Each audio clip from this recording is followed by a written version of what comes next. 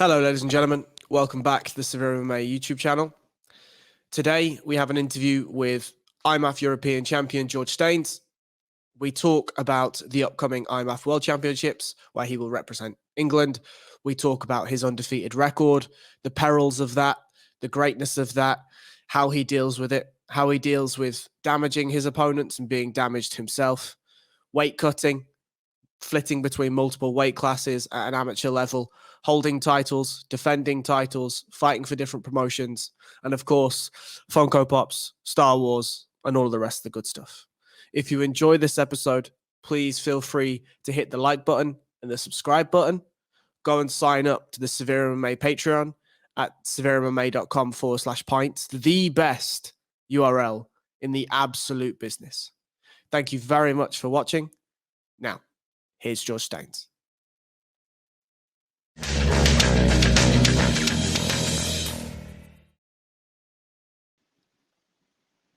On your Instagram, you recently posted a documentary. Yes. One of the opening points of that documentary was, and I quote, "If you aren't challenging yourself at every opportunity, then what's the point?" George Staines, what is the point? The point is just to see if you can, I suppose, isn't it? Like, obviously, pushing myself in my sport is, like becoming the UFC champion. Whereas, like, everyone's goals are different. Like, as long as you're like pushing yourself to become the best, like, version of yourself, it's like that's the point. Like, and for me, that is like the point of life. Always progressing, getting better and better and better. In any field, whether it be football, MMA, Brazilian Jiu-Jitsu, and just any aspect of life, even into like if you've got a corporate job, working up the corporate ladder, just not staying still, and like you just got to be pushing yourself constantly, and that's how I feel like you grow as a human as well, experiencing life at its best. So when you say pushing yourself, what does that mean? From a tangible perspective, what does pushing yourself mean? So obviously, like for me, pushing yourself is like, getting out of bed when you don't want to, like when your alarm goes off and, like say for me, like sometimes 6:30, 6, and not pressing the snooze button, to go back to sleep for 15 minutes. Because at the end of the day, that 15 minutes isn't really worth it. But like, for someone that's, like say doing something else, like doing a degree, something like staying up, like an extra 20 minutes, 30 minutes, to get that revision in. And instead of going to bed, pushing yourself, even if it's, pushing yourself and like an extra 10 minutes, it's 10 minutes more than what you would have done. And like, it's just continually like getting better and better, and making sure you're reaching your limits of what you can do every day. So if the goal is UFC champion, right? We're going to talk about the IMMAFs, we're going to get there. But I'd like to talk a little bit about your amateur career from an overarching perspective. Yeah. I have an opinion that in some amateur fighters, it feels like their amateur career is seen exactly like that, almost like a career, rather than a playground for them to get experiences and to fight a ton of different people with lots of different styles. Whether they win or whether they lose is sort of irrelevant. How do you view your own amateur career, being an undefeated fighter currently? So I agree, the same. Like, I think I do appreciate, obviously, I've always thought of my amateur career as just like getting preparation for pro. I've always viewed it as, my career even when I started. But at the same time, I agree with the fact that, not as a playground, but, like a testing field, and it's the amateur pathway is there to like test yourself against people who are also up and coming, same levels, different levels, you have some amateurs who are black belts, brown belts, some are, national wrestling champions, international wrestling champions, international kickboxers, national kickboxing, boxing champions. The vast array of amateur fighters is, especially in the UK at the moment, it's crazy. Like the UK amateur scene is phenomenal, especially right now. And being undefeated, yeah, it means, a lot, but like at the same time, I don't really care. Like it's amazing, but like at the same time, all them fights, I've taken, like I've always tried to get an opponent who can beat me. I've never tried to, get someone like if like there's a couple of times where like Ben Willis, obviously was 1-1, but still like glory kickboxing champion, and it was on a 24-hour notice. My previous opponent pulled out on the Thursday, the day before the weigh-in, so I just needed to get an opponent. But other than that, I fought like pretty credible, opponents. And again, he's still that Ben Willis still could have beaten me. Good kickboxer. If I'd have come in like an idiot, tried to, play his game and stand in the pocket and bang, he could have beaten me. I don't think he would have done, but he could have done. It only takes one shot to change a fight. But I think amateur, you just need to test yourself constantly. And if you don't get beat, you don't get beat. You prove that you're the best, especially if you're, doing the IMMAFs and fighting everyone. Like if you pick your opponents, it just doesn't make any sense to me. You mentioned that you feel like the undefeated record is something you both don't care about, but something that's amazing to you. How do you balance that duality? How do you allow yourself to feel the pride of having this undefeated record at amateur, but then how do you then balance that back down to say, well, amateur doesn't really matter to me because this is just preparation for pro?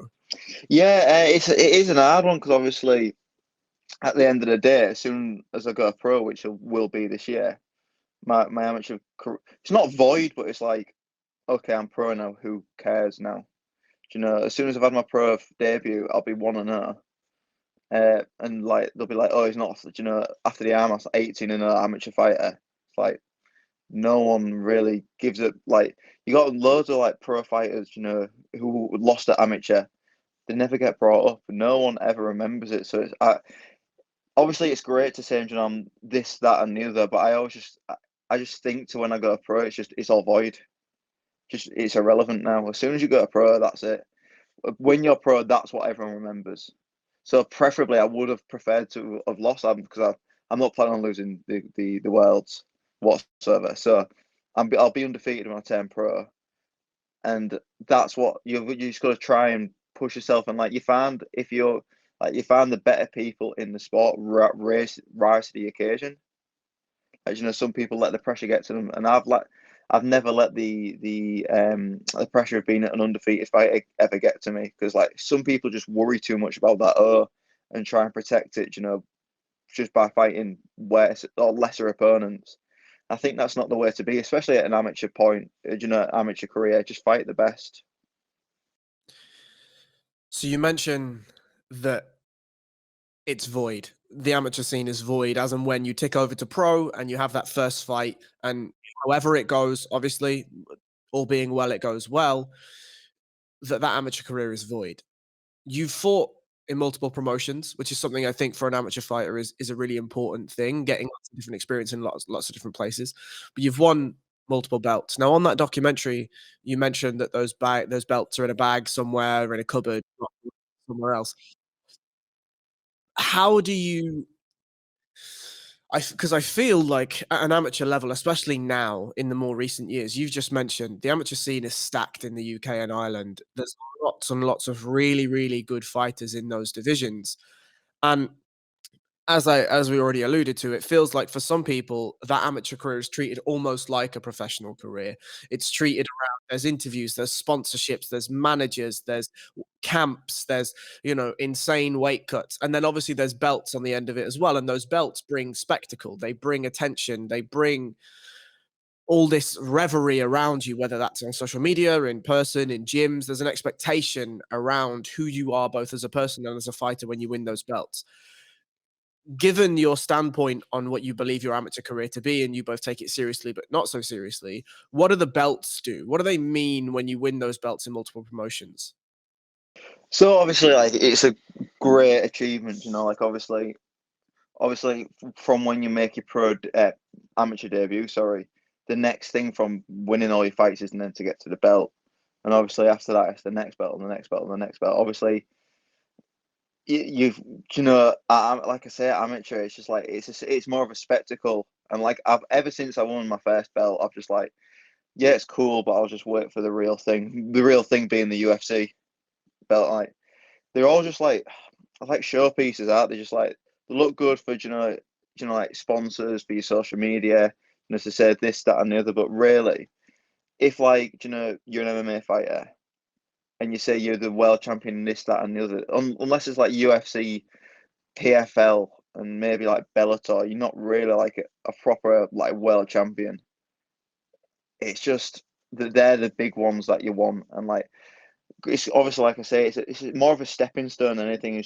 Like for me, it was like when I won the belts and I won the medals and all this the championships. It was like I'm just going in the right direction. It's like I'm doing everything right and within my power. And again, it looks great for like getting sponsorship, getting social media attention, building your platform. So when you do go pro, you already have a set platform instead of going in pro like with no following, no achievements, no nothing. You're already a fairly big name. Do you think though that that could be a hindrance at pro? Because you go in, let's say you go to the IMMAFs and everything goes exactly as planned.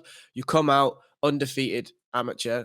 You know, I can think the only guy to do that is Mohammed Mukayev, right? And there's already parallels written between you and Mohammed Mukayev. Undefeated records, go to the IMMAFs, you know, perform really, really well, all that stuff. Do you think that could be a hindrance when you do turn over to pro at getting fights, being matched properly, maybe having too much pressure on you at one time? You mentioned that the pressure is something that you try to handle really, really well and have been successful in doing so, but amateur and pro is obviously a very, very different thing. So whilst I agree with you to some extent that there is a lot to be gained of going out and winning as many amateur titles as possible. And obviously, if you go to the IMAFs and become a world champion at the European Championship, that's a fantastic achievement. Does it enter your mind that as you tick over to pro, that those accolades won't be void for everyone else? No, no. With me and my coaches Stu and Liam, we've already thought. We've already know.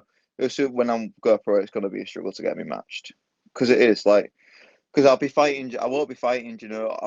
I might have a fight against a debut pro, but it's most likely going to be 1-0, 2-0 guy, and the most of them guys are going to be up and coming themselves. So it's like why would they want to lose that? And like especially when you're 1-0, 2-0, potentially 3-0, you don't want to lose that when you're so early on in your career because like at pro, them O's do matter. Because like as soon as you lost them 3 fights before, it's like I almost class it as like a reset. It's like when you've lost one, you need to like build it back up. So like it's almost like as soon as you lose, it's a reset. So like say you've won 3, 4 in a row, you maybe one more fight off a title shot. Let's say on an organization. If you lose one, you get reset back to maybe 2, 3 fights. So like when you made your debut. So I am aware that it is going to be hard to get me matched because like I'm sure with Mohammed, I know with Mohammed, look if he struggles to get a match because like what was he 23 23 or as an 24? amateur? Yeah, and like I'd be 18, so I'd have had 5 less fights. Uh, but it's still like 18. I know it's pretty undefeated as well. At 18 fights is not bad. Like 6-0, 4 or 5-0. It's still impressive because you've still been undefeated in 5 fights. But 18, anything over 10-0 is really pretty impressive. So I know I will struggle to get pro, but like matched up pro for the first couple, and obviously when I get to like a bigger organization like Cage Warriors, Bellator, any big name. I know I won't be struggle because like obviously you're not forced, but like it's in your contract. You're contracted to fight whoever they put you against. So while I'm having the first couple against, like on local shows, I know I will be a struggle to get matched because people not scared, but they'll be, instead they'll be like, oh, I can beat this guy, well, former amateur world champion, European champion, this, that, and the other. They're like, oh, what if I lose? Instead of viewing it as a positive, they view it as a negative. Yeah, I mean, I think with professional, obviously the biggest difference is finances, right? And the biggest difference, I mean, there's a ton of differences between pro and amateur, but one of the biggest ones is finances, right? And when you're pro, obviously you want to put yourself in the shop window as best as possible for a Cage Warriors, for a PFL, for a Bellator, for a Brave, for a whoever it is.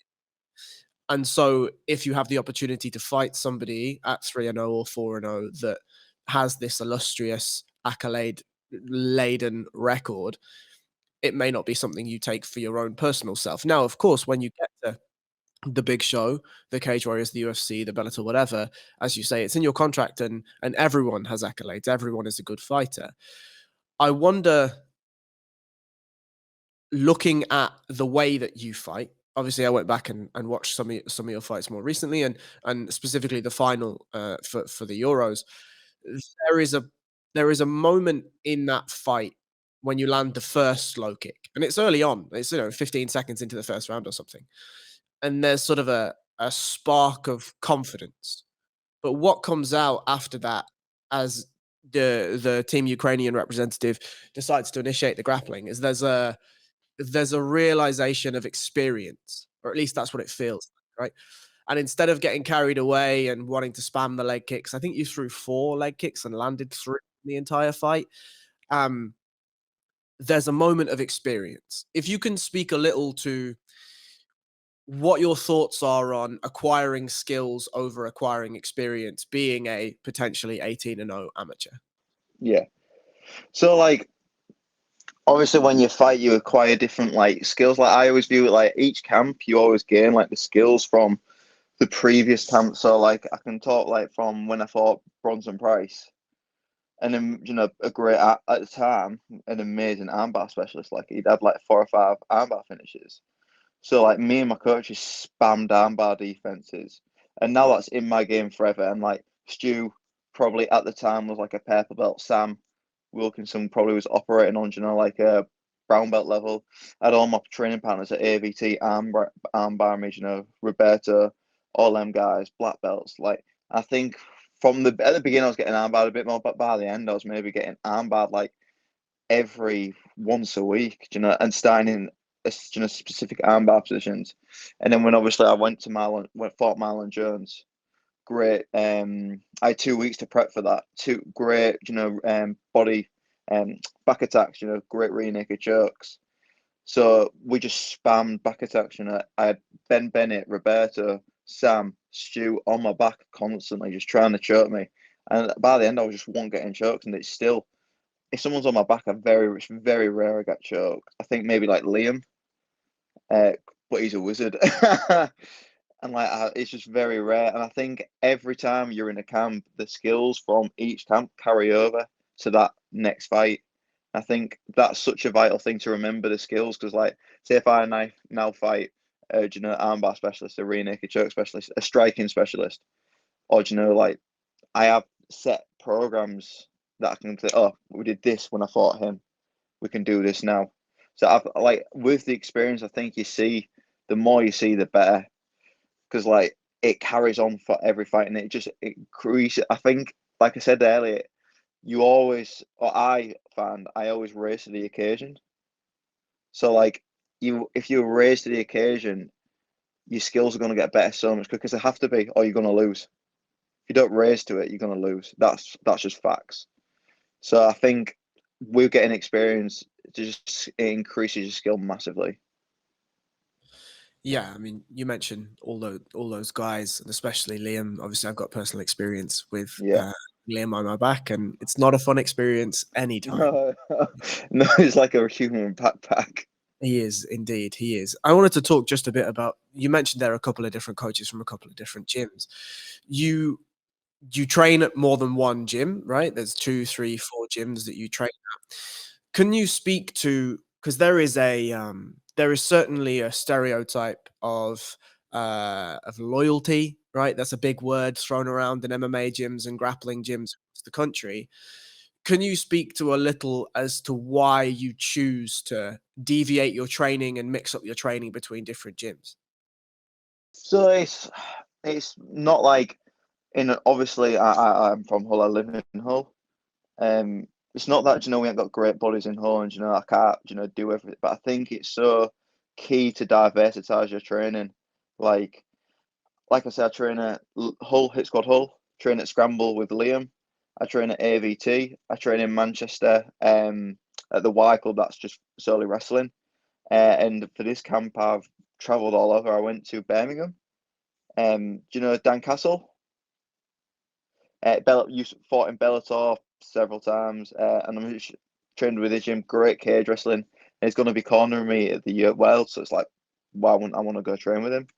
And then I trained, obviously, you'll know, Next Gen, and I was training there with Molly, Adam Cullen, Luke Riley, Shamrock, Nathan Fletcher, all them guys, and that's now going to be like my main sparring gym. So I'm going to go up there like once a month now. But I think it's just key to diversify your training, so you're not. It's like getting out of the monotonous, like not doing the same shit every single day. Like said, if you just stay in that one, your comfort zone, you're not going to progress any further. You're just going to stay still. Like, say if I went grappling with Liam, twice a week, I probably won't be nowhere near as good as I am. Nowhere near. As soon as I started like consistently training with like Liam, the guys at AVT, with Stu Moore, with the guys at Manchester, everything just started, to skyrocket in terms of my skill set. And in terms of like people who are like, pressures about training, like, oh, you can't go see this. You can't. I think that's absolute. I just don't believe in that. And if anyone is like ever like that, I just kick them out of my circle. Or not kick them out. I just stop spending a lot of time with them because I'm like, you're just hindering my development as a fighter. Why would you want to do that? It just doesn't make any sense to me. Why just stay in one place?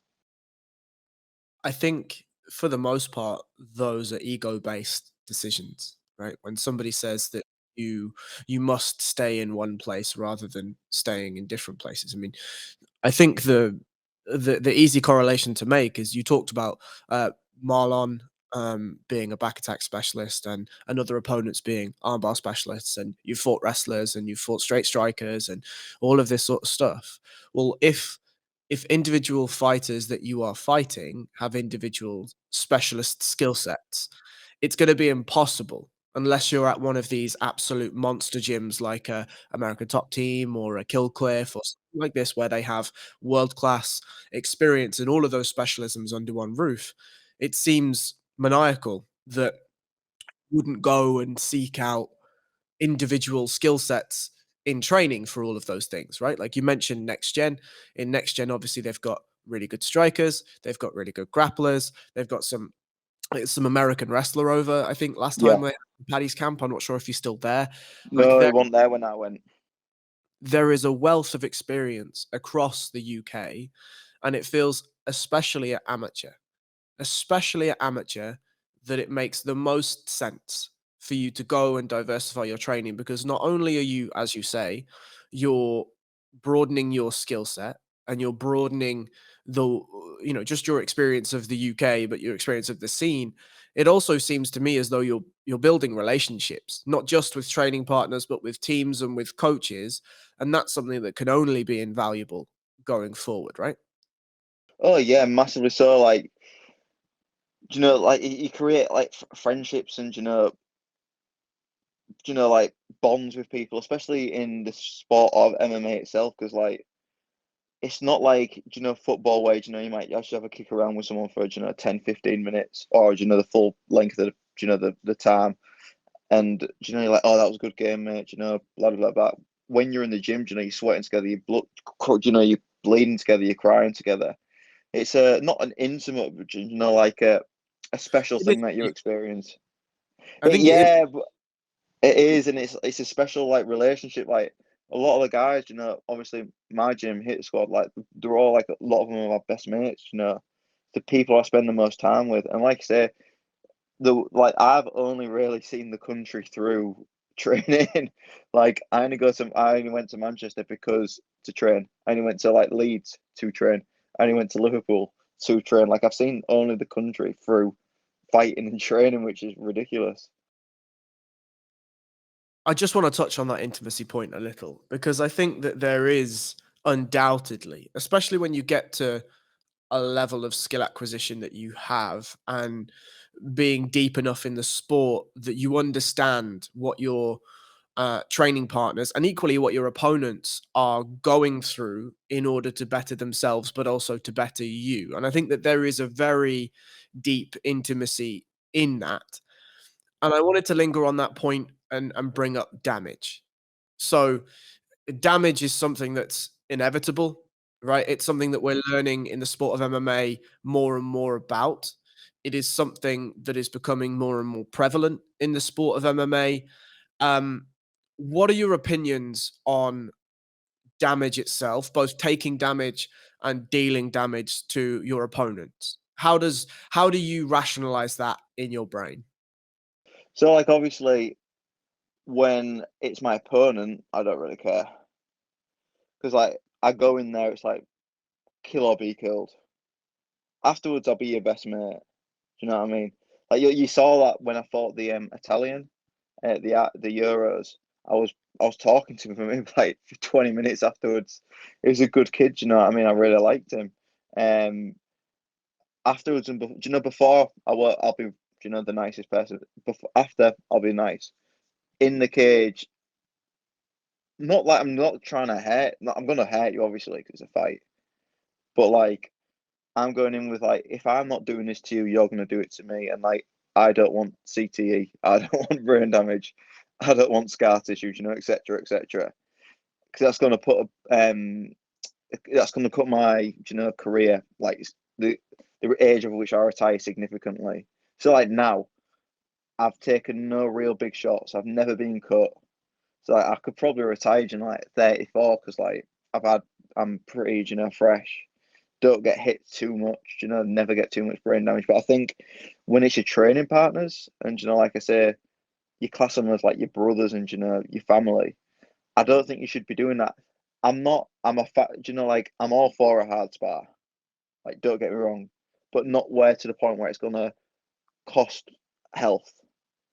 Like I'm never looking to knock out my training partners. I'm not, obviously you can do fight sims and fight scenarios, but I'm never looking to, like damage them, cut them, do anything like that. That can affect their career because like at the same time, obviously when I'm doing these Ironmans and these, fight sims, I'm think it's me, being the fight sim, but at the same time, they're trying to do the exact same thing as me, make a career out of a sport that they love, and I love it as well. So like for me to do it to someone would be like it'd be so wrong.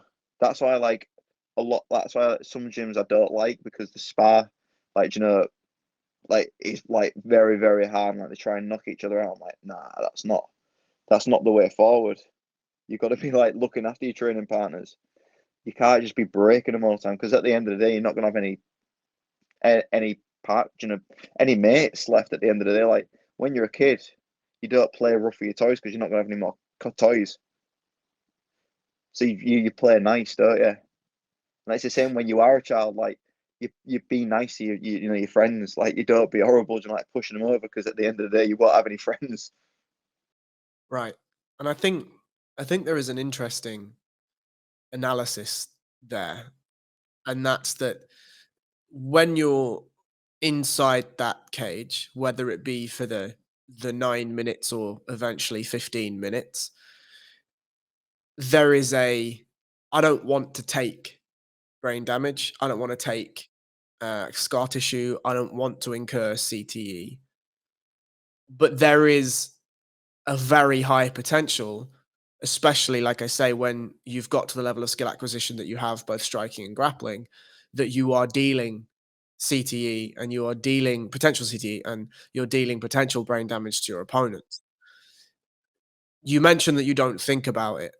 Why is it that you don't think about it? Is it because you both sign a contract and you both agree to a set of terms and you are well aware of what's happening? Do you think it's because you don't know these humans until, after the fight? You learn something about that human when you're in the fight. You mentioned training is very intimate. I don't think there's much more intimacy than fighting. What is it, do you think, that makes you able to compartmentalize the damage that you're potentially dealing to other people? I think you hit all of the points like that I would have, like brought up. Like, hey, I know what I'm getting into. You know what you're getting into. Let's have it. Uh, and like until you've fought, like I've the only one person who I've ever fought who I've previously met was Aaron Givens. Like I've never fought anyone that I've previously encountered or met ever. And I think that really does help. And like there was a bit of thing like not I didn't have any beef with him, but he beat one of my teammates. I was like, oh, bit of payback for the team. Do you know what I mean? So it was quite a nice one to get. But like at the end of the day, like it's like almost gladiatorial, isn't it? Like you're locked in that, arena, that stage. For us, it's a cage, and like I've got a not. I ain't got a family, but I have, but not no kids or a wife or anything like that. But like I've got to feed my family. I've got to make sure I get back alive. I've got to make sure I'm not going to hospital. Getting brain scans, getting stitches. I've got to make sure I come out of that unscathed. And like he if you're not thinking the same thing, I don't know what you're thinking. Do you know what I mean? If you're going in for a war, I'm like, you're a bit dumb. You want minimal damage and not being in a war. You want a tactical fight. If you have to, go in a war to win, do it. But as long as I get the win and I'm not taking any damage, then I don't see any drawbacks. And again, it is a very intimate thing. So like, afterwards, you are gonna be very, like I don't get it when anyone, after a fight is like very, like arsey or acting up, being real moody because you put your hearts on the line for for amateurs 9 minutes, for pro 15 minutes. And like you've just shared such an experience with someone that how could you not like them? Like I don't dislike any of my opponents that I've ever fought. Do you know what I mean? I have the utmost respect for all of my opponents, and I don't see how you couldn't. I just think it's that like fighters have just the other mutual respect for anyone because like to get in that ring itself is just a massive thing. It takes so much, just takes so much balls, to get in that place because it's a scary thing, especially like when you've got, especially for MMA, you've got a massive crowd because it is a spectacle. It's a show, isn't it? Indeed. I want to touch on something that's equally as intimate, and that's weight cutting. You've obviously won amateur fights, won amateur titles at a variety of different weights, and I wanted to talk to you a little bit about weight cutting and your thoughts on it. I personally feel that like weight cutting is a cancer to this sport. We talk about damage and taking damage and dealing damage. I think one of the exacerbating factors of taking and dealing damage in MMA is the fact that people are conducting drastic weight cuts to get down to specific weights. You've obviously fought across multiple weight classes. Can you just give your thoughts on weight cutting itself, what you feel the positives of weight cutting are, and what you feel the negatives of weight cutting are? So, like, I feel like the only like obviously the negatives can be vital. Massive. Like you can die, what being one of them. And the fact that you're dehydrating yourself a significant amount can cause a lot of thingy, like damage on the brain because your brain is water into it. So like the fact that you're cutting that much water can be very very damaging. Obviously, I think the benefits are, obviously you can fight at lower weight classes, fight people who are potentially smaller than you. But I think if there was a way, like one, do it well. But I think if you was to be able to properly, 100% police it, I think it'd be good because, like, obviously, I usually fight at featherweight, but that's like a fairly bigger cut. Like it didn't used to be because, like, when I was obviously younger, I could probably, for doing a proper cut, I probably could have got to bantamweight because I was smaller, younger. But like for me, making lightweight isn't too hard. Like I maybe have to do like if I was doing, next day before weighing, that'd be super super easy. It may be a 4 kilo cut. I'd hover around at 74. I won't get any lower because it's gonna. But 4 kilos isn't too bad of a cut. It's when you're talking like week of you starting. Say if you're fighting at let's say 70.3 kilos lightweight. So you're starting a week at like 83. Because I know some people do do that, which is like crazy. I think that's very detrimental because obviously that's what 2 tons, 2 stone, sorry, just over 2 stone. That's a crazy amount of water to be losing in a week. Like very detrimental. And again, it can affect like as you get more used to it, it doesn't. I found, but like the more you do it, it affects your cardio quite drastically because your your body needs to function with water. Like there is a reason why if you don't drink water, you die. If you don't, like there's a reason. So it's one of those. If no one was doing it, I think it'd be amazing. But unless there's a 100% proof way to police it, I think you're still going to get people doing it. It's just too hard. And that leads me on to sort of the second part of the question about when you do turn over to pro. I think that those more drastic weight cuts that you talk about are way more prominent. It feels to me, and maybe you can correct me if I'm wrong, but it feels to me that at amateur there is slightly less, not vastly less, but slightly less reliance on weight cutting, and guys will fight more toward their natural weight class rather than making drastic 10-kilo week of cuts.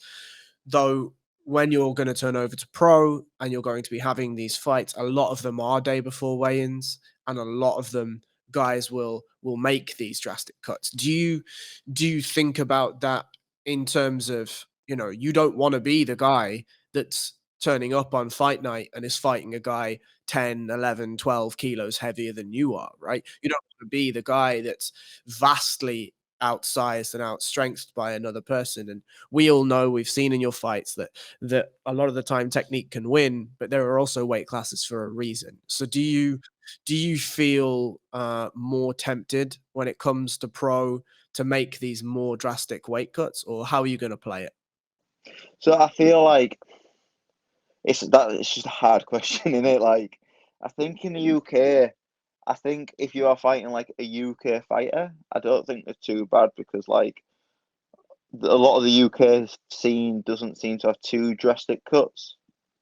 Like, especially even at lower level pro, it's when you start to get to like again the major organizations where you have the bigger cuts.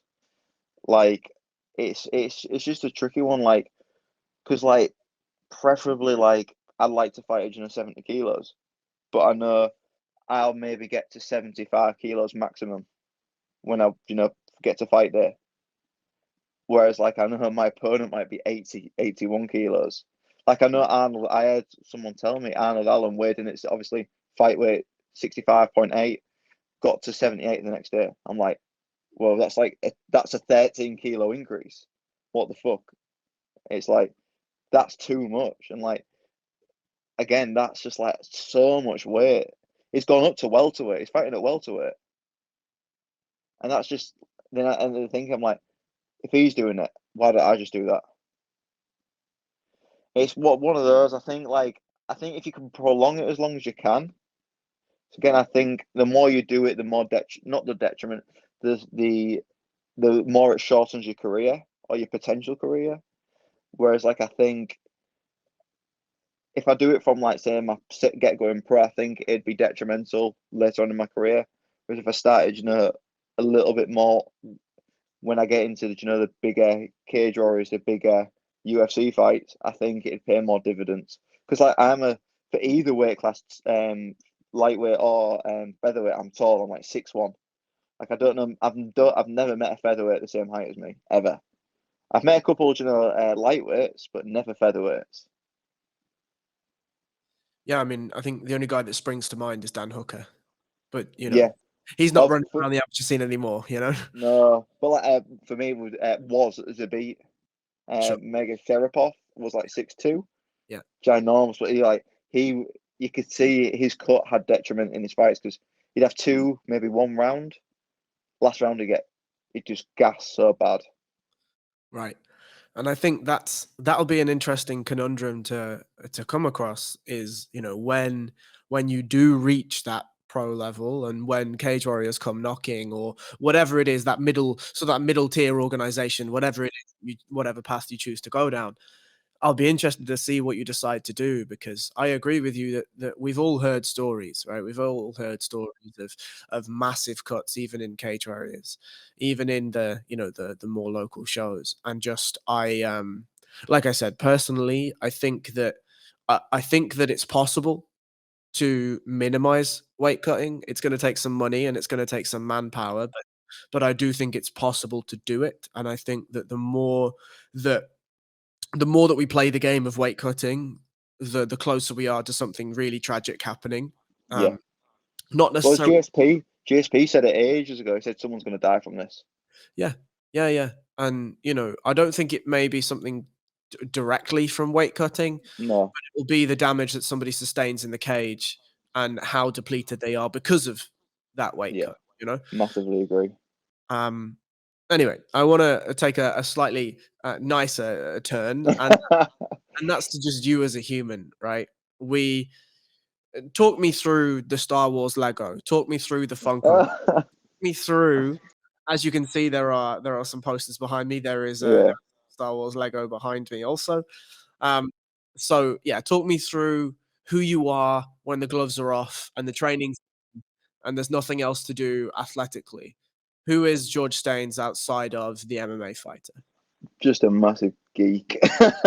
Just a huge geek. Like you say, I've got like I can't. I got one, two. I got like a full row full of Naruto pops. Love anime. Love Star Wars. Like you say, got my for my 21st birthday. I got the Lego Mos Eisley Cantina. But that was such a good birthday present. I've got a a smaller Imperial Star Destroyer. I've got loads, and it's just like since I was a kid, love Lego, and then like I went through a phase of like not liking it, not liking it, being embarrassed about it, so, like them awkward teen years, and then like when I was like 17, I was like, I just don't care what anyone thinks of me anymore. I like Lego. I like to be a geek. Um, I just don't care. Like before I was on this week thing, I've just started a new anime called Bleach. Oh, it's not new. It's quite old, but it's on Disney Plus. I was like, I'll give it a go. I'm really enjoying it, but like just a massive geek. All I do is like I've been gaming a little bit more recently. Just getting back into that. I've been playing the new Pokemon. Uh, but I got Scarlet. It's quite good. Um, but like just a huge geek. Like everything in my room is like themed. Like I've got two Master Chief pops. I've got a couple sports and I've got a Muhammad Ali one, which is my favourite. It's just my absolute, like one of my idols. I got a McGregor one from when I was in my like, McGregor fanboy phase. I've got for Christmas I got the ginormous like Grogu from the Mandalorian. I've got a 10-inch Boba Fett one. I've got just so much like pop culture stuff. I'm doing up my bedroom at the moment, and I'm in the attic. So I'm like the same style that you've got all your posts like framed and that. I'm gonna put them all the way up, going up the stairs, so it'll look proper cool. I've got two Naruto ones. I've got an Obi-Wan one. I've got a Star Wars one where they're all like samurais, and like Darth Vader's got like a Shogun hat on, and he's got like his lightsaber as a katana. And I've got the a Pulp Fiction one with Jules' head. And do you know the quote that he says when I can't remember what it was called. Do you know he's in the flat and he shoots them all. It's I got mean, that. the film. I don't remember the quote though. Oh, it's very cool. But it's just his head with his big speech in it, and I'm gonna get all them framed and put up. But I just love anything like at the moment. I can't. The new season of Mandalorian comes out on the March 1st, and I'm very excited for that. I've just started watching the new season of Bad Batch, on Disney Plus. That's amazing. But anything start like the new Obi-Wan series that came out was amazing. When he fought Darth Vader again, it was just phenomenal. But anything like Star Wars anime, just is right up my alley. Beautiful. Well, I will leave you with an opportunity to not just tell people where they can find you, but the final question is: at the end of the worlds, what happens? Obviously, I'm the best in the world. It's a good question. I come home. I'll probably watch Tales of the Jedi. To be fair, I'll probably watch Tales of the Jedi, that new one. I've been saving it for a good occasion. I've been saving it. I'll probably just watch that, get a pizza, and just go to sleep. Like when I was when I won the Euros, first thing that I did, I went to sleep. Ask anyone on the team. I just went for an hour's nap. I almost missed the night out. Beautiful. Well, please plug your Twitter or your Instagram or Yeah. anything that you can, and I'll let you go, sir. So it's just George.Staines1, I'm pretty sure, for Insta, George Staines on Facebook, and I'm pretty sure it's the George.Staines1 on Twitter as well. I'm pretty sure it is anyway. But Perfect. Well, they're all of my socials. best of skill for the worlds. Thank you very much, brother. After you come back, we'll have a conversation. Definitely. And yeah, I look forward to it. Thank you so much for your time. No worries. Thank you for having me on, Harry.